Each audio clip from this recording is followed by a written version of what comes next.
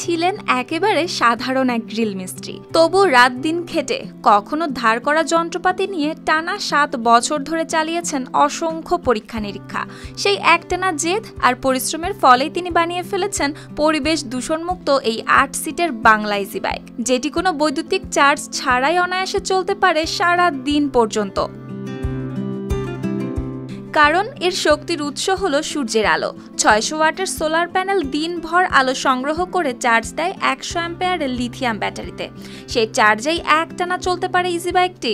বুদ্ধিটা আসলে আমি মানিকগঞ্জ হরিরামপুর একটা গ্রামে গেছিলাম। ওই জায়গায় ওরা জেনারেটারে চার্জ দিত, সেহেতু আমিও ওই জেনারেটারে চার্জের ব্যবস্থা করছিলাম, সেটাও আমি নামাইছিলাম, সেটাও হয়েছিল। কিন্তু জেনারেটারটা করলে কী হয় যে যখন যেহেতু এটা এসি কারেন্ট, যদি কোনো সময় গাড়ি কারেন্ট হয়ে যায় তখন সেই ক্ষেত্রে গাড়িগুলো পুরো কারেন্টেই ওরা চলে যাবে। সেটাকে পরিবর্তন করে যেটা ডিসিতে কীভাবে আনা যায়, আর সেইটাই আমি করলাম যে এটাকে ডিসিতে আনলাম। ডিসি ডাইনামো বসালাম, সোলার বসালাম, যে সোলারে আপনাকে অল টাইম ব্যাকআপ দিবে। হয়তো কিছু অংশে যেমন রোদ না উঠতে পারে, সেই ক্ষেত্রে সোলারে ব্যাকআপ দিবে না। সেই ক্ষেত্রে আমি এই পেট্রোল যে এসি ডাইনামা ছিল ওটাকে আমি খুলে আমি ডিসি ডাইনামা লাগাই দিচ্ছি। অর্থাৎ এই পেট্রোল ইঞ্জিন যখন টান দিবেন তখন আপনার সরাসরি স্টার্টে ও সরাসরি চার্জ ভিতরে ঢোকা শুরু করে দিবে। এটা হচ্ছে আপনার ব্যাকআপের জন্য। যদি আপনি কোনো বিপদে পড়েন, যদি আপনার রোদ না ওঠে, সেই ক্ষেত্রে আপনি এই জিনিসটা ব্যবহার করবেন।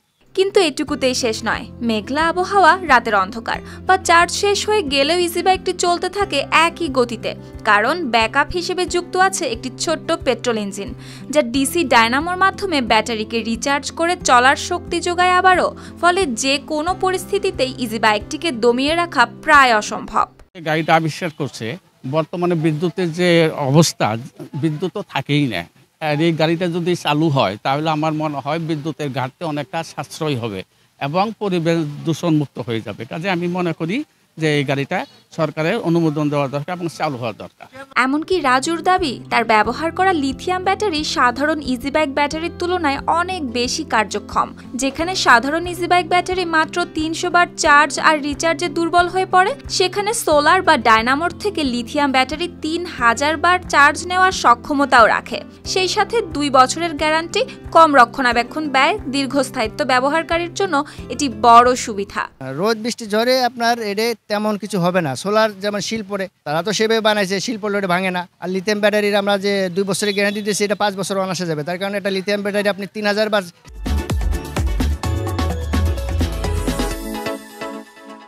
চার্জ এবং রিচার্জ করতে পারবেন। আর পানি ব্যাটারির ক্ষেত্রে আপনি 300 বার চার্জ দিতে পারবেন, অর্থাৎ 300 বার চার্জ ঢুকাতে পারবেন, 300 বার বের করতে পারবেন। তা সেই ক্ষেত্রে আপনি ওরা 6 মাসের গ্যারান্টি দেয় এই ব্যাটারিগুলার। এই ক্ষেত্রে যদি আপনার 8 মাস যায় ব্যাটারি, তাহলে আমি 2 বছরের গ্যারান্টি দিচ্ছি। 2 বছরের গ্যারান্টি দিয়ে 5 বছর যাবে না কেন? ওজনে হালকা হওয়ায় ইজি বাইকটি সহজে বহনযোগ্য। আর বাজারের প্রচলিত ইজি বাইকের তুলনায় এটি বিদ্যুৎ নির্ভর নয় বিধায় জাতীয় গ্রিডের ওপরও চাপ কমবে, পরিবেশ দূষণ কমবে, আর চালকদের খরচও অনেকটাই হ্রাস পাবে বলে দাবি এই উদ্ভাবকের। 8 সিটের গাড়ি, অর্থাৎ যেটাকে ইজি বাইক বলা হয় বা অটো বলা হয়, সেই সিস্টেমই এটা করা হয়েছে। এবং তার থেকে আমি মনে করি ওই গাড়ি থেকে গাড়িটা অনেক হালকা। 40 কেজি একটা ব্যাটারি ওজন থাকে পানি ব্যাটারি, সেই ক্ষেত্রে এটার মাত্র 27 কেজি 500 গ্রাম, অর্থাৎ 3 জন মানুষ আপনি মাইনাস হয়ে গেল এই জায়গায়।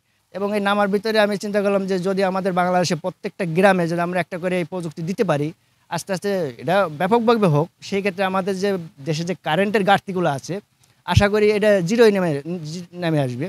এখন সাভারের রাস্তায় নিয়মিত ছুটে চলতে দেখা যায় এই রাজুর ইজি বাইকটিকে। যদি সরকারি বা বেসরকারি সহায়তা মেলে, তবে এই উদ্ভাবন বাণিজ্যিকভাবে ছড়িয়ে পড়তে পারে দেশের প্রত্যন্ত গ্রামেও, এমনটি মনে করছেন স্থানীয়রা। করতেছে এটা আলহামদুলিল্লাহ, 6 বছর পর এটা সফল হয়েছে। এটা আপনার মনে করেন বিদ্যুৎ লাগবে না, কোনো কিছু লাগবে না, এটা সোলারের মাধ্যমেই চলাচল করবে। এটা বাংলাদেশে যেখানে যাক না কেন, আবার যে অঞ্চলে মনে করেন বিদ্যুৎ নাই, কারেন্টের লাইন নাই, সেই অঞ্চলে তারা এটা নিয়েও ইউজ করতে পারবে। অতএব টেনশন মুক্ত, কোনো বিদ্যুৎ লাগবে না আর কি। এটা বিদ্যুৎবিহীন একটা গাড়ি আর কি, সোলারের মাধ্যমেও চলবে। এবং আপনার বিকল্প যদি কোথাও থেকে যায়, দেখা যায় 200 কিলো চালাইছে, এখন মানে সোলারে কাজ করতেছে না, সেক্ষেত্রে সেটার বিকল্প ব্যবস্থা আছে। এটা তেল দেওয়া আছে, তেলের মাধ্যমে উনি চার্জে লাগায়া উনি কিছুক্ষণ চালাতে পারবে এটা। রাজুও মনে করেন গ্রাম বাংলার মানুষ সস্তায় ও দূষণমুক্তভাবে চলাচল করতে পারলে সেটিই হবে তার আবিষ্কারের সত্যিকারের সফলতা। News desk, RTV।